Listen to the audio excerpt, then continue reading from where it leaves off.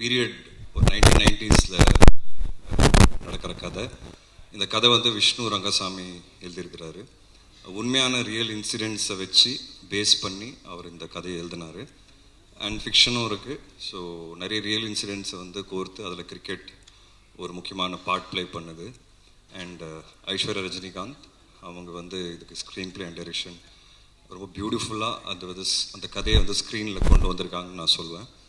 So ஒரு important film இது. Current scenario தான் ரஜினி சார் சொன்னார், நீட் ஆஃப் த அவர். அது ஏங்கிறது உங்கள் எல்லாருக்கும் பார்க்கும்போது தெரியும். எனக்கு ஈவினிங் ட்ரெயிலர் ரிலீஸ் ஆகுது. ஸோ நீங்கள் பார்த்தீங்கன்னா அதுலேயே உங்களுக்கு ஒரு ஐடியா வரும். லைக்கா ப்ரொடக்ஷன்ஸ் இந்த படத்தை வந்து ரொம்ப கிராண்டியராக ப்ரெசென்ட் பண்ணியிருக்காங்க. அவங்க பண்ணுற ஒவ்வொரு படமும் அதில் வந்து நல்ல கிராண்டியர் தெரியும் உங்களுக்கு. அண்ட் தமிழ் சினிமா வந்து உலக சினிமாத்துக்கு வந்து கொண்டு போய் சேர்க்குறாங்க. அந்த விதத்தில் லால் சலாமும் வந்து ஒரு வேர்ல்டு சினிமா அளவுக்கு போய் சேருங்கிறது நாங்கள் எல்லோரும் நம்புகிறோம். அதில் Lyca production Subaskaran sir and Tamil Kumaran sir இவங்க எல்லாருமே வந்து பயங்கரமாக சப்போர்ட் பண்ணியிருக்காங்க. ஏன்னா லைவ் லொக்கேஷனில் ஷூட் பண்ணோம். நிறைய லொக்கேஷன்ஸ் பாம்பே, பாண்டிச்சேரி, திருவண்ணாமலை, சென்னை. ஸோ இது எல்லாமே வந்து ஒரு பெரிய குரூவோடு தான் நாங்கள் ட்ராவல் பண்ணுவோம். ஸோ இது எல்லாமே சீம்லெஸ்ஸாக இருந்தது. ஸோ அவங்க ப்ரொடக்ஷன் டீமுக்கு ரொம்ப நன்றி. சேது பாண்டியன் சார், அச்சுதன். படத்தை வந்து ரெட் ஜெயண்ட் ப்ரெசென்ட் பண்ணுறாங்க. அது என்னன்னு தெரியல, நான் எந்த படம் நடித்தாலும் ரெட் ஜெயந்தை ரிலீஸ் பண்ணுறாங்க. ஆட்டோமேட்டிக்காக அங்கே போயிடுது. அந்த லக்கு எனக்கு இருக்குது.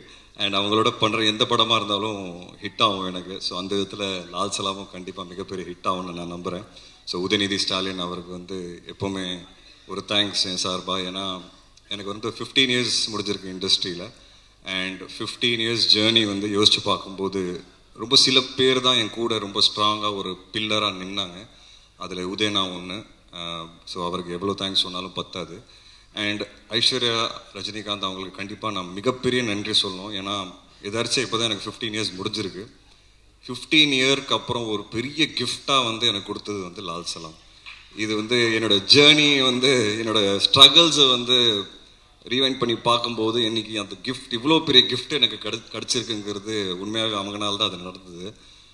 ஏன்னா தலைவரோட ஒரு சீன் நடிச்சிட மாட்டோமா, தலைவரை பார்த்துட மாட்டோமாங்கிற நிறைய பேர் ஏங்குவாங்க. ஸோ தலைவர் பக்கத்தில், தலைவர் கீழே ஒரு ஹீரோவாக வந்து இந்த வாய்ப்பு வந்து மிகப்பெரிய வாய்ப்பு. So it sums up my journey.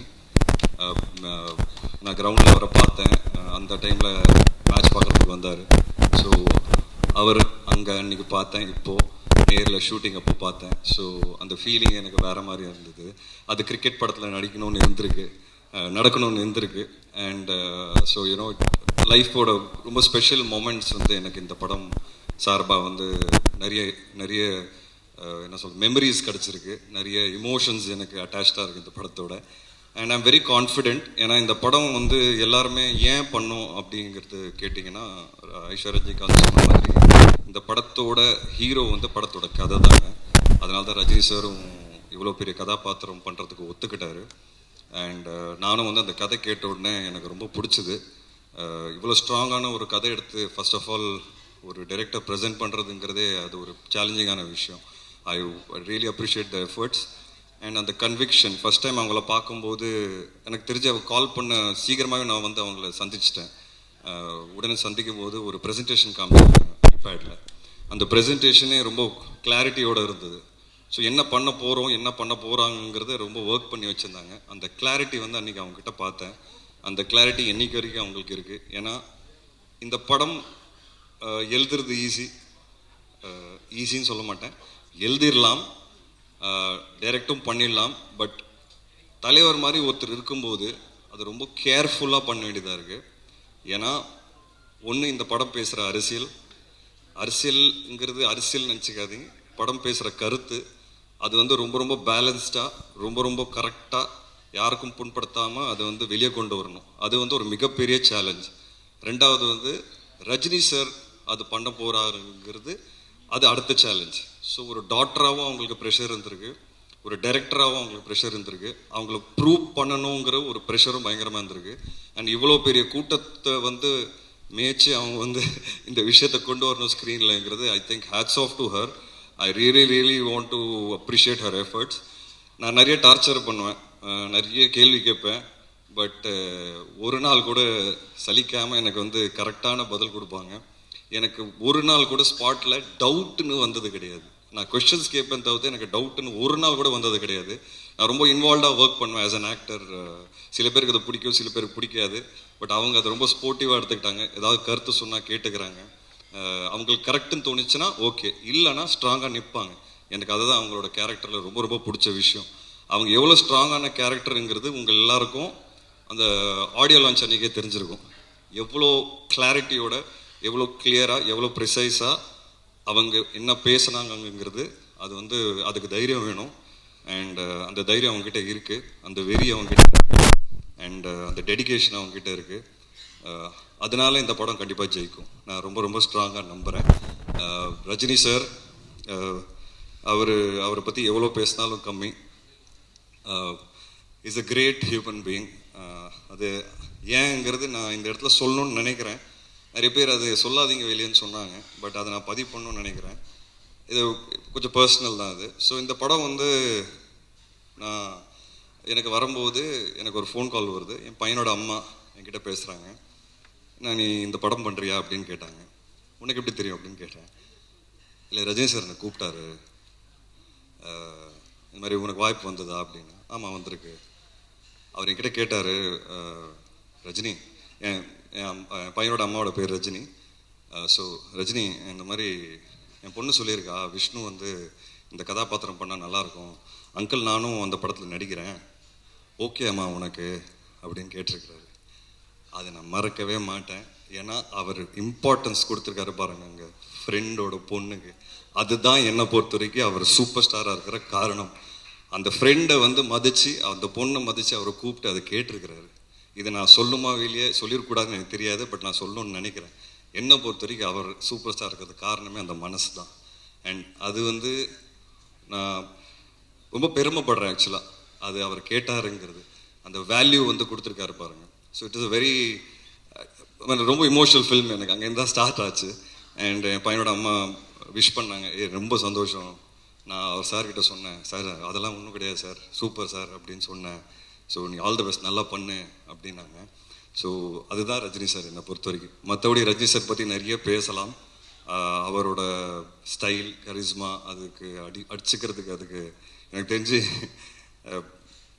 அது அது ஒரு ட்ரீம் மாதிரிங்க. அவரை நேரில் அதை பார்க்கறதுங்கிறது ஒரு மிகப்பெரிய ட்ரீம். நம்ம எல்லாரும் வந்து பெரிய ஸ்க்ரீனில் பார்த்து கைத்தட்டி விசில் அடிச்சிருக்கோம். பட் அது நேரில் நாங்கள் பார்க்கும்போது, நானும் விக்ராந்த் வந்து அவர் ஃபர்ஸ்ட் ஷாட்டில் தங்கதுரை உட்காந்துருந்தார். பாம்பேல எங்களுக்கு ஷூட்டு, ஃபர்ஸ்ட் ஷாட்டே வந்து ஆக்ஷன் ஒரு சீக்வன்ஸ் சொன்னால் அதில் ஃபர்ஸ்ட் ஷாட் அவர் வாக் தான். ஸோ நாங்கள் 3 பேர் ஓரமாக சேரை போட்டு அந்த வாக்கை நேரில் பார்த்து ஒருத்தருக்குள்ளே பேசிகிட்டு இருந்தோம். பா என்னடா இப்படி இருக்காரு அப்படின்ட்டு. ஸோ அதான் அது அந்த மாதிரி நிறைய எக்ஸ்பீரியன்ஸஸ் இந்த படத்தில் வந்து அவரோட சாரோட வந்து நாங்கள் ஃபஸ்ட் கண்ணு முன்னாடி பார்த்தோம். அண்ட் விஷ்ணுனாலே நல்ல கதை, விஷ்ணுனாலே படம் ஹிட் ஆகும், விஷ்ணு நல்ல கதை ஆட்டோமேட்டிக்காக விஷ்ணு தேடி வரும், அதுதான் உன் அடையாளம் அப்படின்னு சொல்லி ஒரு கான்வர்சேஷன் என்கிட்ட சொன்னார். ஸோ எனக்கு வந்து என் அடையாளத்தை காமிச்சிருக்கிறாரு, நல்ல ஸ்கிரிப்ட்ஸ். ஸோ அதை இன்னமும் நான் எஃபர்ட் எடுத்து இன்னமும் நிறைய நல்ல ஸ்கிரிப்ட்ஸ் பண்ணுங்கிறது எனக்கு ஒரு கன்விக்ஷன் வந்திருக்கு. இவ்வளோ பெரிய சூப்பர் ஸ்டார் அதை அக்னாலேஜ் பண்ணும்போது நம்மளோட கான்ஃபிடென்ஸே வேறு லெவலுக்கு போகும். அது அவருக்கு பண்ணணுன்னு அவசியமே கிடையாது, அதுதான் அவரோட மனசு. அந்த மனசுக்கு தான் அவர் இந்த இடத்துல நிற்கிறாரு. அண்ட் படத்தில் நிறைய ஆக்டர்ஸ் இருக்கிறாங்க, எல்லாருமே எனக்கு ரொம்ப ஃபேவரட். முக்கியமாக செந்தில் சாரோட ஃபஸ்ட் டைம் காம்பினேஷன். நான் வந்து ரஜினி சாரோட இதுக்கு முன்னாடி ஃபோட்டோ எடுத்திருக்கேன், பட் செந்தில் சாரை ஃபஸ்ட் டைம் நேரில் பார்த்தேன். அந்த முதல் நாளே வந்து நான் ஃபோட்டோ எடுத்து என்னோடய ஃபேமிலி குரூப்பில் போட்டேன். இந்த மாதிரி செந்தில் சார் கூடலாம் நான் நடிக்கிறேன், பயங்கர சந்தோஷம் எனக்கு அப்படின்ட்டு. ஒரு மிகப்பெரிய லெஜெண்ட் சார். அண்ட் குழந்த மாதிரி இருந்தார் ஸ்பாட்டில். அவரோட நடித்த நாட்கள்லாம் ரொம்ப ஹாப்பியாக, ரொம்ப பெருமையாக ஃபீல் பண்ணேன். ஒரு பயங்கர ஜாலியாக நாங்கள் எல்லோரும் உட்காந்து பேசிக்கிட்டு டைலாக் ப்ராக்டிஸ் பண்ணிட்டு பண்ணுவோம். அப்புறம் தம்பி சார், நீர் பறவைக்கு அப்புறம் இந்த படம் ஒரு திருப்பி நல்ல ரிலேஷன்ஷிப். அந்த படம் ஹிட் ஆன மாதிரி இந்த படம் கண்டிப்பாக மிகப்பெரிய ஹிட் ஆகும் நமக்கு. அண்ட் தொடர்ந்து நம்ம இன்னும் நிறைய படங்கள் பண்ணோம் சார். சாரோட திறமை, ஐ மீன் நாலேஜ் எல்லாருக்குமே தெரியும். ஸ்பாட்டில் உட்காந்து பயங்கரமான விஷயங்கள்லாம் பேசுவார், நாங்கள் நிறைய பேசுவோம் 2 பேரும். அண்ட் நிறைய அவர்கிட்ட இருந்து கற்றுக்கிட்டேன், அவரோட எக்ஸ்பீரியன்ஸஸ் ஷேர் பண்ணார். மூணார் ரமேஷ் அண்ணா, இந்த படம் மூலிமா எனக்கு வந்து ஒரு நல்ல நட்பு கிடச்சிருக்கு, ஒரு ஸ்ட்ராங்கான பர்சனாலிட்டி. அண்ட் அவர் எது பேசினாலும் ஒரு சென்ஸோடு தான் பேசுவார். அது வந்து எனக்கு ரொம்ப பிடிச்சது அவரை பற்றி. அழட்டிக்க மாட்டார், கச்சாமுச்சான்னு பேச மாட்டார், எது சொல்ல வராரோ ரொம்ப கிளியராக தெளிவாக பேசுவார். இதெல்லாம் நாங்கள் லேர்ன் பண்ணுற ஒரு விஷயம். ஆஸ் அன் ஆக்டர் வந்து நான் எல்லாரோட நடிக்கும்போது இதில் நான் நிறைய லேர்ன் பண்ணுறேன். அப்புறம் தங்கதுரை சொன்ன மாதிரி நாங்கள் நிறைய ஓட்டணும் தங்கதுரையை. ஆனாலும் அவர் அசரலை. இப்போ பாருங்க, ஸ்டேஜில் வந்து கூட 2 ஜோக் அடிச்சு தான் போனார். நாங்கள் வேணான்னு சொன்னோம் கீழே இருந்து. அப்படி இருந்தோ கேட்கல. என்ன சொன்னாலும் அவர் கேட்க மாட்டார். அவர் சொல்ல வேண்டிய ஜோக்கு அடிச்சுட்டு தான் போவார். அவர் ரொம்ப டார்ச்சர் பண்ணாருங்க எல்லாரையும் ஸ்பாட்டில். ஸோ தங்கதுரை கண்டிப்பாக இந்த படம் வந்து இந்த லவ் சாங்கில் வந்து உங்களை மீன் நடிக்க சொன்னாங்க. படத்தில் நான் லவ் பண்ணேன், அந்த ஸ்பாட்டில் நீங்கள் தான் லவ் பண்ணீங்க. நான் தெளிவாக பார்த்தேன், ரொம்ப க்ளோஸாக பார்த்தேன், பொறாமையும் பட்டிருக்கிறேன் நான். ஏன்னா நான் பேசவே மாட்டேன் ஹீரோயினோட. இவர் பார்த்தீங்கன்னா பேசினே இருப்பார் 24 hours. அந்த லுக்கும் பார்ப்பார், ஒரு ஓரக்கண்ணத்தில் ஒரு லுக்கு பார்ப்பார். அதெல்லாம் நான் நோட் பண்ணியிருக்கேன் தலைவா. ஸோ தங்கதுரை வந்து உண்மையாகவே லவ் பண்ணார் ஸ்பாட்டில். அண்ட் நிரோஷா மேம் ஒரு இவ்வளோ பெரிய artist. People like me, like I set, நம்மளால் வந்து ஒரு நல்ல வாய்ப்பு கிடச்சிடாதா அப்படின்னு நினைக்கிறேன். நம்ம சினிமா பார்த்து வளர்ந்துருக்கோம். அண்ட் மேடம் மாதிரி ஒரு ஆர்டிஸ்டோட நடிக்கும்போது ஏதோ கரெக்டாக பண்ணிகிட்டு இருக்கிறோம், கரெக்டான பாதையில் போயிட்டுருக்கோம். ஏன்னா இவ்வளோ எக்ஸ்பீரியன்ஸ் ஆர்டிஸ்ட் நம்ம பார்த்து வளர்ந்துருக்கோம். And today we are acting with தெம்ங்கிறது அது வந்து ஒரு பயங்கர ஹாப்பியான ஒரு ஃபீலிங் அது. So it was great to work with you. And Vivek Prasanna, எனக்கு தெரிஞ்சு நிறைய ஆக்ஷன் சீக்வன்சஸ் எங்களுக்கு இருக்குது படத்தில். அண்ட் ரொம்ப கஷ்டப்பட்டோம் 2 பேர் சேர்ந்து ஸ்டண்ட்ஸ் பண்ணும்போது. பாவம் அடிலாம் பட்டது அவருக்கு. ஆனாலும் இந்த படத்துக்காக அவர் ரொம்ப உழைச்சிருக்காரு. அண்ட் நல்லா பர்ஃபார்ம் பண்ணியிருக்கீங்க. படம் பார்த்துட்டு நான் கண்டிப்பாக ஒரு நல்ல பேர் வரும் உங்களுக்கு. I am very confident about it. And கடைசியில் பெஸ்ட் ஃப்ரெண்ட், எல்லார் லைஃப்லேயும் ஃப்ரெண்ட்ஷிப் அது வந்து மிகப்பெரிய ரோல் ப்ளே பண்ணோம். ஒரு பயங்கரமான ஃப்ரெண்ட் இருப்பான் எல்லார் வாழ்க்கையில். எனக்கு வந்து 2 பேர் இருக்காங்க. ஒன்று வந்து என் ஃப்ரெண்ட் சையத் முகமது, அது நான் முன்னாடி பேசியிருக்கேன் அவரை பற்றி. இன்னொன்று வந்து விக்ராந்த், சினிமாவில் விக்ராந்த். ஸோ என்னோடய struggles, ups downs, personal life, வீட்டில் இருக்கிற பிரச்சனைகள் எல்லாமே ஷேர் பண்ணியிருக்கோம். ஒருத்தரோட நாங்கள் ஷேர் பண்ணியிருக்கோம். அண்ட் எஸ்பெஷலி படுற கஷ்டம் சினிமாவில் ஒவ்வொரு படத்தில் வந்த புதுசில் இந்த ஓப்பனிங் வருமா, ஆள் வருவாங்களா. ஏன்னா எங்களை மாதிரி ஆளுங்களுக்கு அந்த மாதிரி ஸ்டார்ட் பண்ணும்போது அந்த ஓப்பனிங்கிறது ஒன்று ஈவினிங் ஷோலேருந்து தான் டாக் ஆரம்பிக்கும். அந்த நாட்கள்லேருந்து இன்னைக்கு நாங்கள் வந்து ஒன்றா லால் சலாம் மாதிரி ஒரு படத்தில் நடிக்கிறோம். என்ன எங்களுக்கு ஒரு சந்தோஷம்னா ஒரு கவலையே கிடையாது, நிம்மதியாக தூங்குவோம். ஓப்பனிங் கண்டிப்பாக வரும், அது எங்கனால இல்லைன்னு எங்களுக்கு தெரியும், தலைவர்னால தான். ஆனால் இந்த வாட்டி ஃபஸ்ட் டைம் என்னோடய ரிலீஸஸில் நான் ரொம்ப நிம்மதியாக தூங்க போகிறேன். நைட்டு காலையில் தேட்டரில் கூட்டம் வந்துடும், வந்து படம் பார்த்தாங்கன்னா இதை கண்டிப்பாக ஹிட் ஆகுங்கிறது எனக்கு ஒரு பெரிய நம்பிக்கை இருக்குது. ஏன்னா படத்தோட கண்டென்ட் அப்படி இருக்கும். ஸோ இந்த ஒரு நம்பிக்கையோடு தான் நாங்கள் இருக்கிறோம். அண்ட் இந்த ஆப்பர்ச்சுனிட்டி கொடுத்ததுக்கு ஐஸ்வர்யா மேம்க்கு தேங்க்ஸ் சொல்லணும். ரஹ்மான் சார் வந்து அவரோட படத்தில் வந்து ஒரு அழகான ஒரு சாங் கிடச்சிருக்கு எனக்கு. ஏப்புள்ள சாங் ரொம்ப ஸ்பெஷலான சாங் எனக்கு. என்னோடய ஃபேவரட் பார்த்தீங்கன்னா அன்பாலனே சாங். அது வந்து நான் டெய்லி போட்டு 10 வாட்டி கேட்டுட்ருக்கிறேன். ரொம்ப நல்லாயிருக்கும், ரொம்ப இமோஷனலாக இருக்கும். அதோட சீக்வன்ஸ் நீங்கள் விஷுவலில் பார்க்கும்போது பார்ப்பீங்க, சூப்பராக இருக்கும் அதோட விஷுவல்ஸ். எனக்கு தெரிஞ்சு இந்த படத்தோட ஹைலைட்டே அந்த பாட்டாக தான் இருக்கும். ரஜினி சார் ஒரு ஆக்டராக அதில் வந்து பயங்கரமாக பெர்ஃபார்ம் பண்ணியிருக்கிறாரு. அண்ட் அது பார்த்து அந்த சாங் கேட்டோடனே எனக்கு ஒரு மாதிரி இமோஷன் ஆகி கண்ணெலாம் கலங்கிரும். Because I know the visuals நீங்கள் யாரும் பார்க்கலன்னு நான் பார்த்துருக்குறேன். ஸோ சூப்பரான song. So Rahman sir is a big backbone to the script. And அவரோட படங்கள் அவர் கூட வந்து சேர்ந்த படங்கள் பண்ணணுங்கிறது நிறைய ஆசை இருக்குது. அது ஒரு ஆரம்பமாக பார்க்குறேன் லால் சலாமை. அண்ட் போகிறதுக்கு முன்னாடி நான் ஒரே ஒரு விஷயம் சொல்லணும்னு ஆசைப்படுறேன். கொஞ்ச நாள் முன்னாடி நான் வந்து ஒரு ட்வீட் போட்டேன், இந்த பாரத் இந்தியா அப்படின்னு சொல்லி பேர் மாறுது அப்படின்னு சொல்லி ஒரு ரூமர்லாம் வந்தது. அப்போது எனக்கு திடீர்னு ஒரு திங்கிங், சின்ன வயசுலேருந்து இந்தியா பாரத் இந்தியா எல்லாம் ஒன்று தானே, ஏன் திடீர்னு பேர் மாற்றோம் அப்படின்னு சொல்லி எனக்கு தோணுச்சு. அதை நான் பதிவு பண்ணேன். அந்த பதிவு வந்து ஒரு ட்வீட்டாக பண்ணும்போது அது பயங்கரமாக வைரல் ஆகி பயங்கரமான கமெண்ட்ஸு. ஏன்னா இது வரைக்கும் பார்த்தீங்கன்னா என் லைஃப்பில் நான் அரசியல் சார்ந்த எந்த விதமான ஒரு ஒப்பீனியன் போட்டதே கிடையாது. ஏன்னா எனக்கு அரசியல் பற்றி எதுவுமே தெரியாது, சுத்த ஜீரோ நாலேஜு. இது ஒரு இந்தியன் சிட்டிசனாக எனக்கு என்ன தோணுச்சோன்னு அதை நான் பதிவு பண்ணேன். எனக்கு தப்பாக தெரியல, என் ஒப்பீனியன் நான் சொல்லணும்னு நான் ஆசைப்பட்டேன். ஆனால் அதுக்கு வந்து எதிர்ப்பு இருக்குல்ல. 2 நாளில் நான் ஆன்டி இண்டியன் ஆகிட்டேன், நான் ஆன்டி ஹிந்து ஆகிட்டேன், நான் ஆன்டி நிறைய ஆகிட்டேன், ப்ரோ நிறைய ஆகிட்டேன், உடனே என் ஒய்ஃப் வந்து ஆக்சுவலாக ஹாஃப் சைனீஸு. ஸோ நான் இந்த ஊரே இல்லை அப்படின்ட்டாங்க. ஏன்னா என் ஒய்ஃப்னால நான் அதை பேசிகிட்டு இருக்கேன்ட்டாங்க. எனக்கு ஒன்றுமே புரியல. என்னால் ஏன் ஒரு பதிவு வந்து ஏன் இவ்வளோ ஒரு எதிர்ப்பு அப்படின்னு யோசிக்க ஆரம்பித்தேன். ஹேட்ரட், இவ்வளோ ஹேட்ரட் ஏன் இப்படி இருக்கோம் நம்ம எல்லாரும் யோசித்தோம். ஒருத்தருக்கு ஐடியாலஜி மாறலாம், இல்லை ஒருத்தருக்கு ஒப்பீனியன் மாறலாம். அந்த ஒப்பீனியன் நம்ம ரெஸ்பெக்ட் பண்ணிட்டு போகணும். அப்படி தானே, அதுதானே ஹியூமனிட்டி. எனக்கு ஒரு விஷயம் பிடிச்சிருக்கு, எனக்கு ஒரு விஷயம் பிடிக்கல. ஓகே, உனக்கு ஒரு விஷயம் பிடிச்சிருக்கு, அது பிடிக்கல. ஜஸ்ட் பிகாஸ் எனக்கு பிடிச்சிருக்கிறது உனக்கு பிடிக்கல அப்படிங்கிறதுக்காக நான் உங்களை இறக்கி பேசக்கூடாது. This is what I faced. And எனக்கு அது ரொம்ப ஸ்ட்ரேஞ்சாக இருந்தது. இப்போ நம்ம நாட்டில் பார்த்தீங்கன்னா நிறைய ஹேட்ரேட் இந்த மாதிரி பயங்கரமாக பரவிட்டு இருக்கு, எஸ்பெஷலி சோஷியல் மீடியா. ஆனால் நம்ம சுற்றி இருக்கிற ஆளுங்களோட உட்காந்து பேசும்போது அது இல்லவே இல்லை. அப்போ உண்மையாகவே அது சோஷியல் மீடியாவில் மட்டும் தான் இருக்கா, இல்லை அது உண்மையாகவும் இருக்கா அப்படின்னு ஒரு கேள்வி வருது. பட் அது உண்மையாகவும் இருக்குது. நம்ம நிறைய இன்சிடென்ட்ஸ் பார்க்குறோம். இந்த படம் அதை பற்றி தான் பேசும். ஹேட்ரேடே இருக்கக்கூடாதுங்க. ஒப்பீனியன் மாறலாம், நம்பிக்கை மாறலாம், ஐடியாலஜி மாறலாம், நிறைய விஷயங்கள்.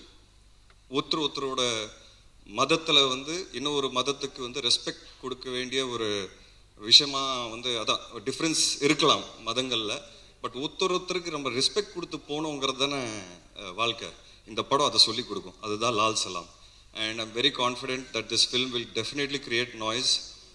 உங்களுக்கு சிம்பிளாக சொல்லணும், அதான் எக்ஸாம்பிளாக சொல்லணும்னா, இன்னைக்கு தளபதி அப்படின்னு ஒரு யார் உங்களுக்கு பிடிக்கும் அப்படின்னு கேட்டால் ஒரு பதிலே கொடுக்க முடியலைங்க. ஏன்னா நீங்கள் ஒரு பக்கம் பதில் கொடுத்தீங்கன்னா இன்னொரு பக்கம் தாக்குறாங்க, இன்னொரு பக்கம் பதில் கொடுத்தீங்கன்னா அந்த பக்கத்தில் தாக்குறாங்க. ஏன் நம்ம இப்படி இருக்கோங்கிறது இந்த மாதிரி கேள்விகள் எனக்கு நிறைய வரும் லைஃப்பில்.